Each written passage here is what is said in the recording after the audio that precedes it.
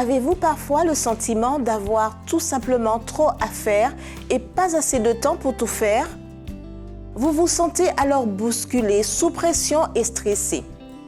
En dépit de vos efforts acharnés, vous n'arrivez jamais à accomplir toutes vos tâches. Il vous reste toujours un devoir à accomplir, une obligation de plus, un travail supplémentaire sur votre liste de choses à faire. Existe-t-il une façon d'échapper à la tyrannie de l'urgence et de remplacer ce qui est essentiel au centre de notre vie? Comment arrêter cette course infernale et trouver le repos? Dieu lui-même nous a procuré un excellent point de départ. Il nous propose une barrière significative qui est en réalité une place dans le temps. Il s'agit d'un espace divin, de symboles intemporels de l'éternité, grâce auquel il nous invite à trouver une paix nouvelle et un véritable repos. Dieu bénit le 7e jour et le sanctifia. Dieu établit un jour saint, le sabbat, jour où nous sommes spécialement bénis. Le sabbat est une invitation à nous réjouir dans la présence de Dieu. Bon sabbat délices.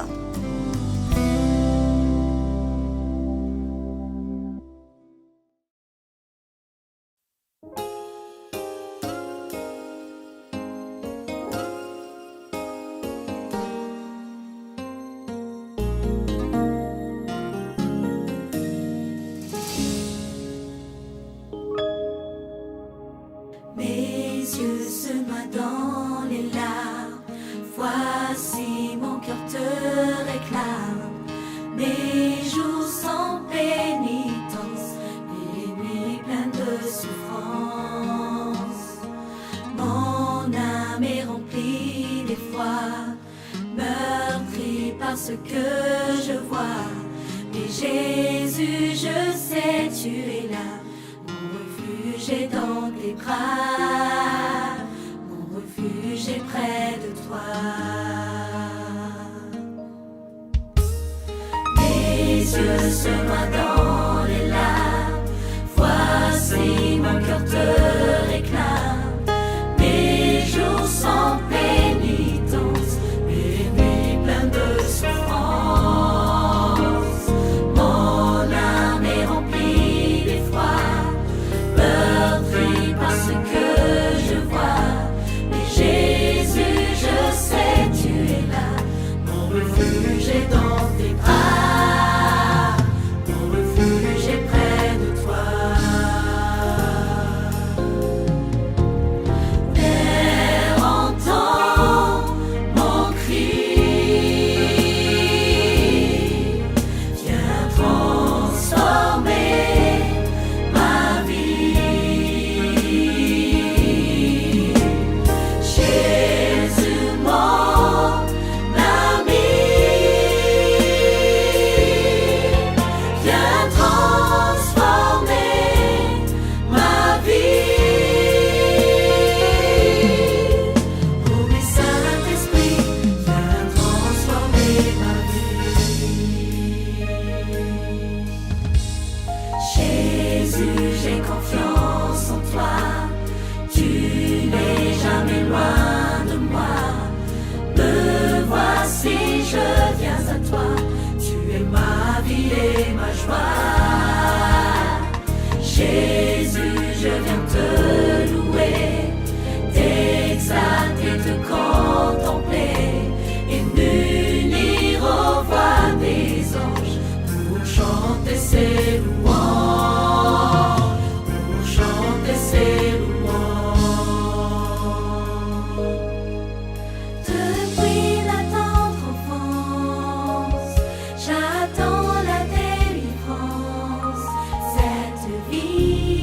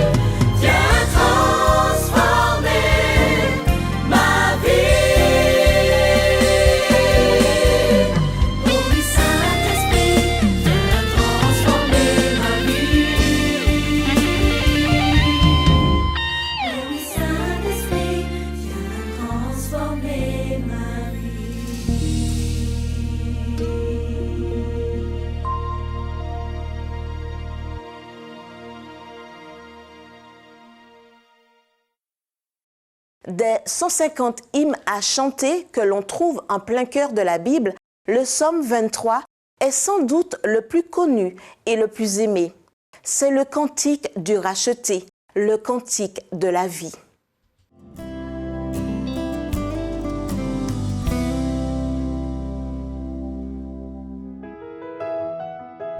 Laissez-moi partager ce psaume 23 avec vous en ce sabbat. L'Éternel est mon berger, je ne manquerai de rien. Il me fait reposer dans de verts pâturages. Il me dirige près des eaux paisibles. Il restaure mon âme.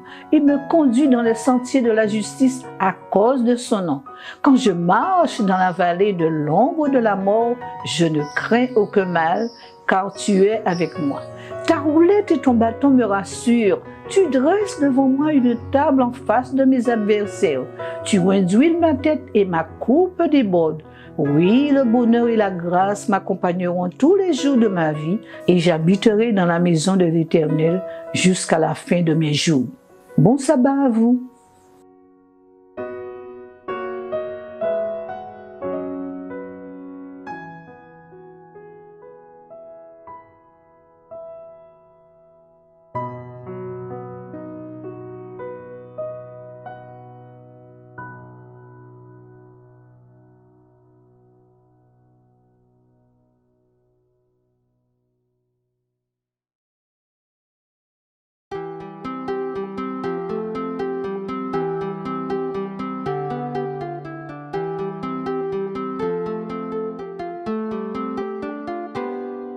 Pèlerin, j'irai loin de mon Père,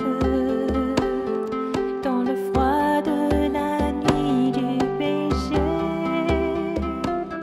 Maintenant je vis dans la lumière du bon berger qui m'a pardonné. Pèlerin, j'irai loin de mon Père, dans le froid de la nuit du péché. Maintenant je vis dans la lumière du bon berger qui m'a pardonné. Oui, le bonheur et la grâce m'accompagneront tous les jours de ma vie. Oui, le bonheur et la grâce m'accompagneront tous les jours de ma vie. J'habiterai dans la maison de l'Éternel. J'habiterai dans la maison du Père. Oui, le bonheur et la grâce m'accompagneront tous les jours de ma vie. Oui, le bonheur et la grâce m'accompagneront tous les jours de ma vie. Tous les jours de ma vie. Tous les jours de ma vie. Chers amis, aimons-nous les uns les autres. Bien plus si Jésus est l'ami que nous suivons. Rejetons loin de nous le manteau encombrant de la foi théorique. N'ayons plus peur de miser sur Dieu, de compter plus fermement sur la fidélité divine. Demeurons dans la confiance d'une brebis à l'égard de son Père. Méditons ensemble.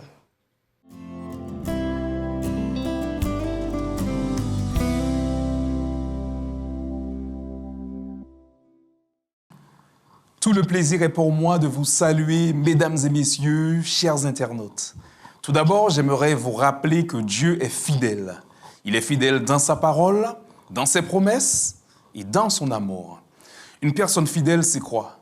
C'est quelqu'un de fiable et digne de confiance. C'est aussi une personne sur qui l'on peut compter, une personne qui ne nous trahira jamais. Le psaume 117, verset 2 nous dit ceci: « Car sa bonté pour nous est grande et sa fidélité dure à toujours louez l'Éternel. Deutéronome 32, verset 4 déclare également ceci. Il est le rocher, ses œuvres sont parfaites, car toutes ses voies sont justes. C'est un Dieu fidèle et sans iniquité. Il est juste et droit. La fidélité de Dieu est aussi pour nous comme un rempart contre l'adversité et un refuge dans la tempête. En effet, le psaume 91, verset 4 te dit qu'il te couvrira de ses plumes et tu trouveras un refuge sous ses ailes. Sa fidélité est un bouclier et une cuirasse. Peu importe ce que tu traverses aujourd'hui, n'oublie jamais que Dieu ne t'a pas oublié. Il n'en a pas fini avec toi. Sa fidélité est inébranlable. Lorsque Dieu créa l'homme et la femme à son image, il leur communiqua certainement sa fidélité. Mais vous serez d'accord avec moi pour dire que la fidélité se prouve lorsqu'elle est mise à l'épreuve. Sinon, comment savoir si quelqu'un nous est fidèle, si cette personne n'a strictement aucune alternative ou marge de manœuvre de faire autrement? Par exemple, dans un couple, ce qui permettra de déterminer si le conjoint est fidèle, ce sera la manière dont il gère une situation dans laquelle il serait confronté à la tentation émanant d'une personne qui l'attire physiquement.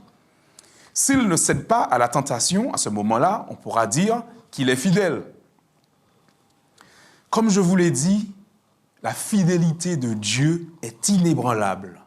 Mais qu'en est-il de celle de l'humain? La fidélité d'Adam et Ève a été testée dans le jardin d'Éden. Leur fidélité devait être manifestée dans leur obéissance à l'ordre de Dieu qui était de ne pas manger du fruit de l'arbre de la connaissance du bien et du mal. Malheureusement, tentés et piégés par l'ennemi, ils désobéirent à Dieu. Et leur manque de fidélité à l'ordre de Dieu a eu des conséquences désastreuses sur le monde entier. Maladie, souffrance, injustice, mort, etc. Et les conséquences sont encore présentes aujourd'hui. De même que la fidélité d'Adam et Ève fut mise à l'épreuve au moyen de l'arbre de la connaissance du bien et du mal placé au milieu du jardin d'Éden, de même, la fidélité de tous les humains envers Dieu sera testée par le commandement qui se trouve au milieu du décalogue, c'est-à-dire celui du sabbat. La Bible révèle qu'avant le retour du Christ, l'humanité sera divisée en deux catégories. D'une part, ceux qui sont fidèles et qui gardent les commandements de Dieu et la foi de Jésus, et d'autre part, ceux qui adorent la bête et son image, comme nous le dit Apocalypse chapitre 14. L'observation des commandements de Dieu, y compris celui du sabbat, qui se trouve au milieu du décalogue, représente un signe de fidélité envers le Créateur. La fidélité est certainement l'une des plus belles preuves d'amour. Que le Seigneur vous bénisse. Et mon souhait le plus cher pour vous et moi, c'est que lorsqu'il fera son retour glorieux, qu'il puisse nous trouver fidèles.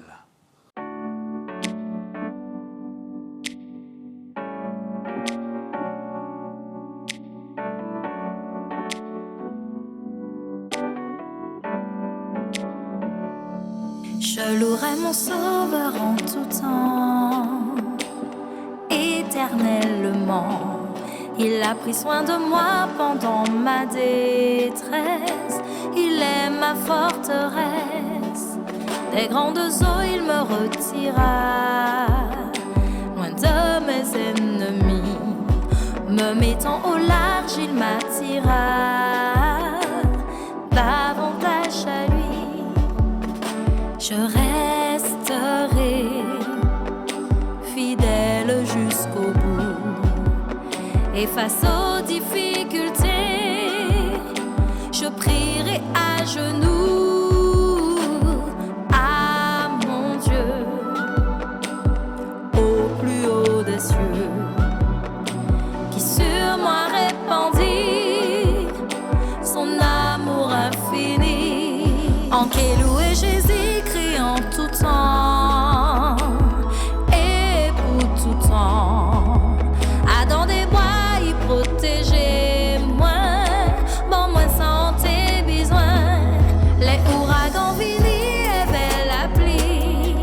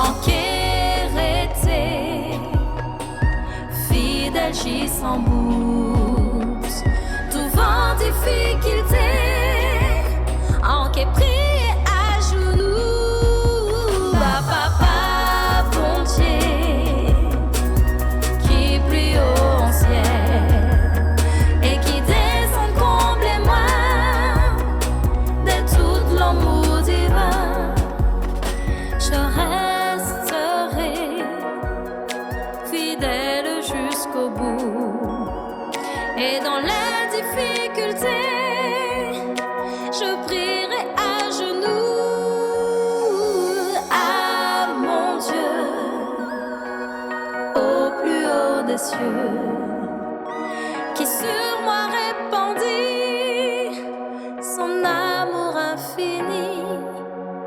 Il m'a tellement comblé par son amour infini, m'a complètement rassuré de son amour infini.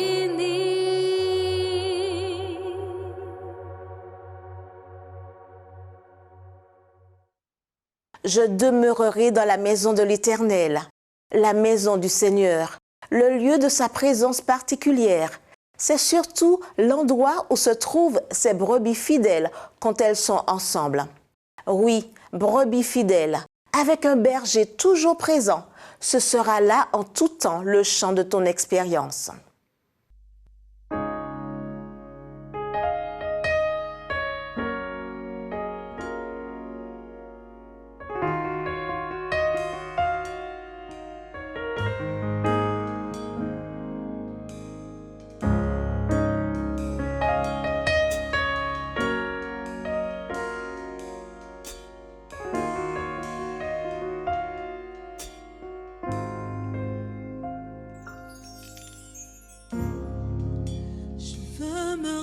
Approcher de toi, Jésus, je veux goûter à ta présence.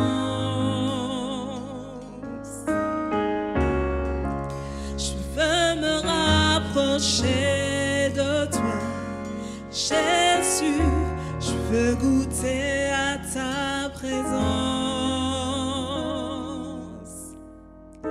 Je ne mérite rien de toi, mais je veux me rapprocher.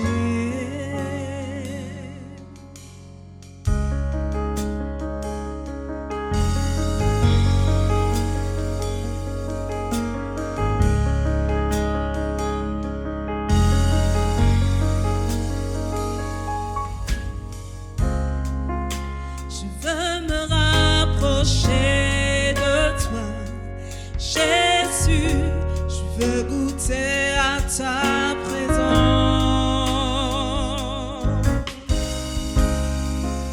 Je veux me rapprocher de toi, Jésus, je veux goûter à ta présence.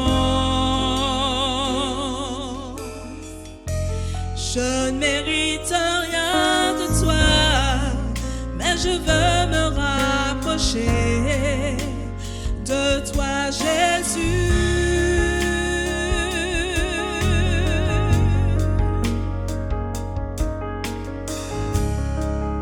Je veux me rapprocher de toi, Jésus.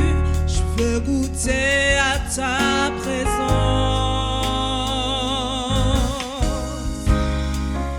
Je veux me rapprocher de toi, Jésus, je veux goûter à ta présence. Je ne mérite rien de toi, mais je veux me rapprocher de toi, Jésus.